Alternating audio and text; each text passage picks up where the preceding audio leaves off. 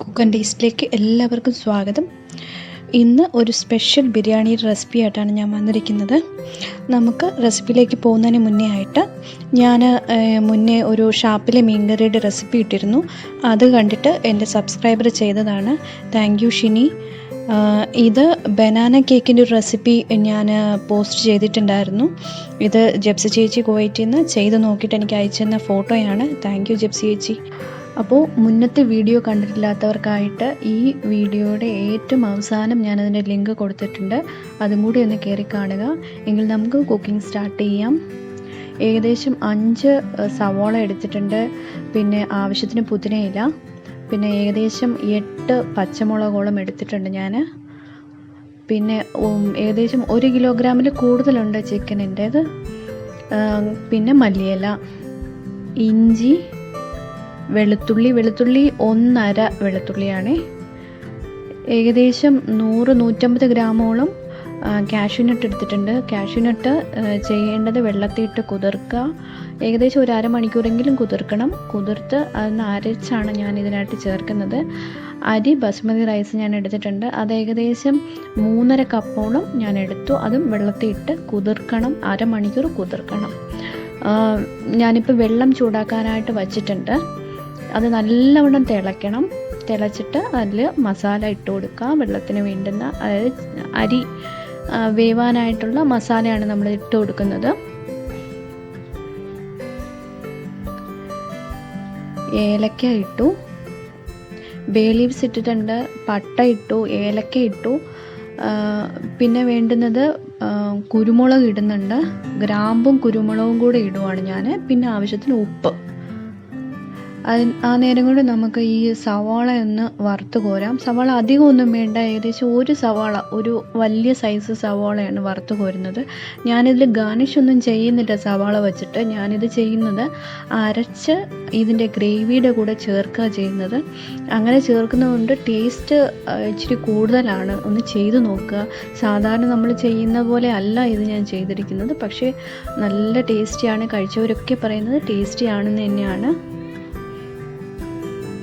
നല്ലോണം ഒന്ന് വറുത്തെടുക്കണം. ഗോൾഡിഷ് കളറല്ല, കുറച്ചും കൂടെ ഡാർക്ക് ആകണം. അപ്പോൾ നമ്മുടെ വെള്ളം തിളച്ചുകൊണ്ടിരിക്കുകയാണ്. അതിലേക്ക് ഞാൻ ഉപ്പ് ചേർത്തിട്ടുണ്ട്. ഉപ്പ് ചേർക്കുമ്പോൾ നിങ്ങൾ ശ്രദ്ധിക്കേണ്ടത്, ഉപ്പ് എപ്പോഴും വെള്ളം ഒന്ന് ടേസ്റ്റ് ചെയ്ത് നോക്കുമ്പോഴേക്കും കൂടി നിൽക്കണം. എങ്കിൽ മാത്രമേ റൈസിന് പാകത്തിനുള്ള ഉപ്പ് കിട്ടത്തുള്ളൂ. ഏകദേശം 1/2 ടീസ്പൂണോളം നെയ്യും കൂടെ ഞാൻ ചേർക്കുന്നുണ്ട്. ഒരു ടേസ്റ്റ് കിട്ടാൻ വേണ്ടിയിട്ടാണ് റൈസിന്. ഏകദേശം 1 പിടി സവാള, ഓൾറെഡി അരിഞ്ഞു വച്ചിരിക്കുന്ന സവാളയിൽ നിന്ന് 1 പിടി സവാള ചേർത്താൽ മതി. ഇനി നമ്മളിതൊന്ന് നല്ല വെള്ളം തിളയ്ക്കണം. തിളച്ചിട്ട് അതിനെ അരിച്ചു മാറ്റുക ചെയ്യുന്നത്.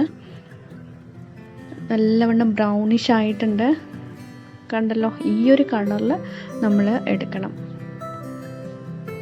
എങ്കിലേ അരച്ച് ചേർക്കുമ്പോൾ ഒരു ടേസ്റ്റ് വരാൻ വേണ്ടിയിട്ടാണ്. ഇനി നമുക്ക് ചിക്കൻ ഉണ്ടാക്കാൻ വേണ്ടിയിട്ടുള്ള മസാല തയ്യാറാക്കാം. ഞാൻ ആ ഒരു സെയിം എണ്ണ തന്നെയാണ് എടുത്തിരിക്കുന്നത്. ഉള്ളി വഴറ്റിയ ആ ഒരു എണ്ണ തന്നെയാണ്. അതിൻ്റെ കൂടെ ഒരു ടേബിൾ സ്പൂൺ എണ്ണ കൂടെ മാത്രമേ ഞാൻ കൂടുതൽ ചേർത്തിട്ടുള്ളൂ. നിങ്ങൾക്ക് വേണമെങ്കിൽ അതെടുക്കാം, ഇല്ല എങ്കിൽ നിങ്ങൾക്ക് വേറെ എണ്ണയായാലും കുഴപ്പമില്ല. ഈ സവാള ഒന്ന് നല്ലോണം ഒന്ന് വഴറ്റി ഒന്ന് ബ്രൗണിഷ് ആകണം. എന്നിട്ട് വേണം ഇഞ്ചിയും വെളുത്തുള്ളിയും പച്ചമുളകും കൂടെ അരച്ച് വെച്ചത് ഞാൻ ചേർത്ത് കൊടുക്കുവാണേ. എൻ്റെ സവാള നല്ലോണം ഒന്ന് വഴണ്ടായിരുന്നു. അപ്പം നിങ്ങളും ഇച്ചിരി ഉപ്പ് ചേർത്ത് കൊടുത്താൽ നല്ലോണം ഒന്ന് ഫ്രൈ ആയി കിട്ടും. ഇനി ഇത് ആ ഒരു പച്ച ചൊവ്വ മാറുന്നവരെയും നല്ല രീതിയിലൊന്ന് ഫ്രൈ ചെയ്ത് ഒന്ന് എടുക്കണം. നേരം കൊണ്ട് ഞാൻ ആ വെള്ളത്തിൽ നമ്മൾ നേരത്തെ ഇട്ടിരുന്ന മസാലയും സവോളയും ഒക്കെ ഒന്ന് കോരിയെടുക്കുവാണേ. ഇപ്പോൾ ആ വെള്ളത്തിന് നല്ലൊരു ടേസ്റ്റ് വന്നിട്ടുണ്ട്. മസാലയുടെ ഒക്കെ ഒരു മണവും ആ സവോളയുടെ ഒക്കെ ഒരു ടേസ്റ്റും ആ ഒരു വെള്ളത്തിൽ ഇറങ്ങിക്കഴിഞ്ഞു. ഇനി അതിലേക്ക് റൈസ് ഇട്ട് നമുക്ക് വേവിച്ചെടുക്കാം. ഇങ്ങനെ ചെയ്യുന്നത് കൊണ്ടുള്ള ഗുണം എന്തെന്ന് വെച്ചാൽ പട്ടയുടെയും ഗ്രാമ്പിൻ്റെയൊക്കെ ഒരു എരിവും എന്താ പറയുക, കടിക്കുമ്പോൾ ഒരു ടേസ്റ്റ് വ്യത്യാസമുണ്ടല്ലോ. അത് നമ്മുടെ ബിരിയാണിയുടെ അകത്ത് നമ്മൾ ശരിക്കും പറഞ്ഞാൽ അത് എടുത്ത് മാറ്റിയിട്ടാണ് നമ്മൾ ഫുഡ് കഴിക്കുന്നത്. അപ്പം ആ ഒരു മാറ്റി വയ്ക്കുന്നത് ഉണ്ടാവില്ല, എന്നാൽ നല്ല ടേസ്റ്റായിരിക്കും.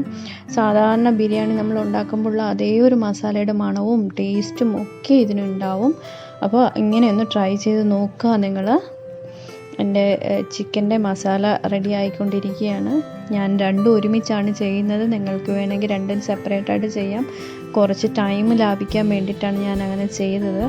ഏതാണ്ട് 1/2 ടീസ്പൂണോളം മഞ്ഞൾപ്പൊടി ഞാൻ ഇട്ട് കൊടുത്തിട്ടുണ്ട്.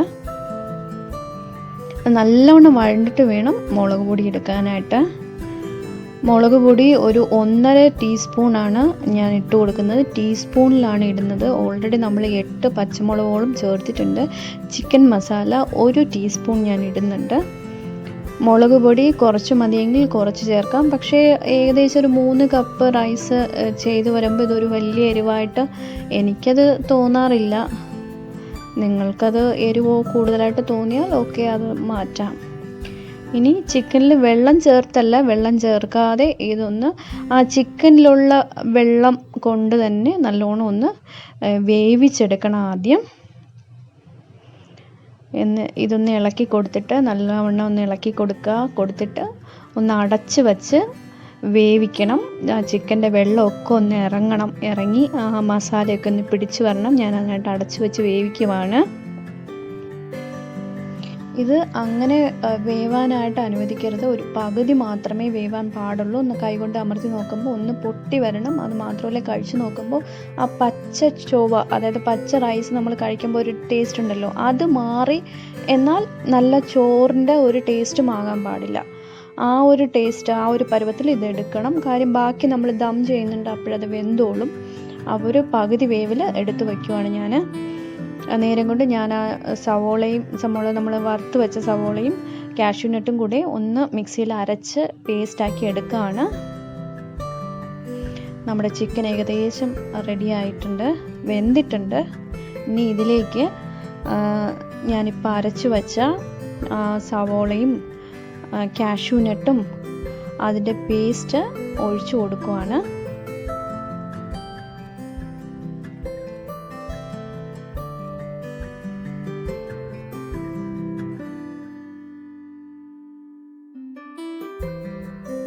ഇനി ഇതിലേക്ക് ഏകദേശം ഒരു 3 ടേബിൾ സ്പൂണോളം തൈര് ചേർക്കണം. 3 ടേബിൾ സ്പൂൺ തൈര് ചേർക്കുക. ഇനി ഇതൊന്ന് ഇളക്കി ചേർത്ത് ഇതും ഒന്ന് നന്നായിട്ടൊന്ന് തിളച്ച് മസാലയോട് കൂടെ നല്ല രീതിയിലൊന്ന് ചേരണം. ഇനി ഞാൻ ഇച്ചിരി പുതിനയിലയും മല്ലിയിലയും കൂടെ ഇതിലേക്ക് ചേർക്കുന്നുണ്ട്. ഇനി നന്നായിട്ടൊന്ന് ഇളക്കി ചേർക്കണം. നല്ലവണ്ണം ഒന്ന് ഇളക്കി ചേർക്കുക. ഇപ്പം നല്ല മണമാണ് വരുന്നത്. ആ കാഷ്യൂനട്ടിൻ്റെയും പുതിനയിലയുടെയും വറുത്ത ആ ഒരു സവാള പൊടിച്ച് ചേർത്തായിരുന്നല്ലോ നമ്മൾ, അതിൻ്റെ മണമൊക്കെ നല്ല രീതിയിൽ വരുന്നുണ്ട്. ഇങ്ങനെ തന്നെ കഴിക്കാൻ തോന്നും, അത്രയ്ക്ക് ടേസ്റ്റാണ്. എല്ലാവരും ഇങ്ങനെ ഒന്ന് ട്രൈ ചെയ്ത് നോക്കണം. നന്നായിട്ട് തിളച്ചിട്ടുണ്ട് ഈ ഒരു പരുവത്തിൽ. ഇനി നമുക്ക് റൈസും കൂടെ ഇതിലേക്ക് ചേർക്കാം. നമ്മൾ റൈസ് ചേർത്ത് തുടങ്ങി. ഇതിപ്പോൾ ഞാൻ വലിയൊരു ചട്ടിയിലാണ് ചെയ്യുന്നത്, അതുകൊണ്ടാണ് എനിക്ക് റൈസും ചിക്കനും കൂടെ ഈ ഒരു ചട്ടിയിൽ തന്നെ എനിക്ക് ചെയ്തെടുക്കാനായിട്ട് പറ്റുന്നത്. നിങ്ങളിപ്പോൾ ചെറിയൊരു പാത്രമാണ് യൂസ് ചെയ്യുന്നതെങ്കിൽ, ചെറിയ പാനൊക്കെ ആണെങ്കിൽ ഇച്ചിരി ഒരു വലിയ ഒരു പാൻ എടുത്ത് വെച്ച് അതിലേക്ക് സെറ്റ് ചെയ്തെടുക്കുക. അടിയിൽ റൈസും പുറത്ത് കറിയും അങ്ങനെ ഒന്ന് ലെയറായിട്ട് നിങ്ങൾ സെറ്റ് ചെയ്തെടുക്കണം. ഇതിലേക്ക് ഞാൻ പുതിനയിലയും മല്ലിയിലയും മാത്രമേ ഗാർണിഷ് ചെയ്യാനായിട്ട് യൂസ് ചെയ്യുന്നുള്ളൂ.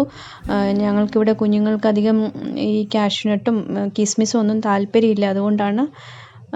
പിന്നെ ഗീ ഞാൻ ഇടയ്ക്കിടയ്ക്കായിട്ട് ഒഴിച്ചു കൊടുക്കുന്നുണ്ട്. ആ ഒരു മണം കിട്ടാനും ആ റൈസിലേക്ക് അതൊന്ന് ഉരുകി എല്ലായിടത്തും ഒന്ന് ഇറങ്ങാനും വേണ്ടിയിട്ടാണ്.